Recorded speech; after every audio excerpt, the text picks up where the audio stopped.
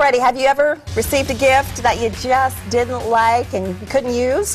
How about one you didn't want? What do you do with that present that just misses the mark? Is regifting okay? ABC 15 now, we want to know what your take is on this whole issue. Have you ever regifted? Admit it. And what is the proper etiquette involved here? Because a lot of people are saying, no, regifting is rude. You never, ever do that. I've regifted. I've regifted to you before. Yeah, I've regifted on occasion. You know, once in a while someone will give me a really nice gift, like a scented, really nice bath candle, but I'm allergic to fragrances, so I can't use it, and not only that, I can't keep it in my house because I'm allergic. And I love scented candles. Perfect. I think it makes me happy. And I think if you're regifting in a way that's thoughtful and caring to someone who really will appreciate the gift when you can't or are unable to, then I think it's okay, but you want to be careful. Yeah, there's a lot of online, if you do have questions about this, there's an actual 12-step etiquette that you should keep in mind. Everything comes in 12 steps. Yeah, and they were talking about gifts you should never, ever regift. I'm sorry, I love this one. Yeah, they said don't ever give a used gift.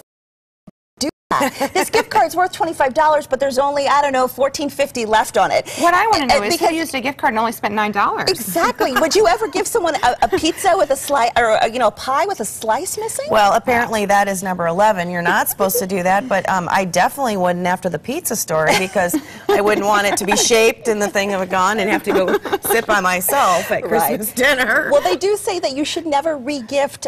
You should never regift cheesy jewelry, random books. You should never give cheesy jewelry, right? That's probably the bigger issue. That's the bottom line. Yeah, and if you do regift, there are some things they said to keep in mind. You want to update the wrapping. So if it was wrapped, put new, fresh wrapping paper on without your name on it. So just don't cross the person's name off. Right, and don't cross person. Don't talk about it either. Don't go to the holiday party saying, oh, wait till you see what I got Mary. I got it last year. I mean, you just don't talk about it. You just kind of keep it to yourself. And don't do hand-me-downs. Who would ever do that? I don't know.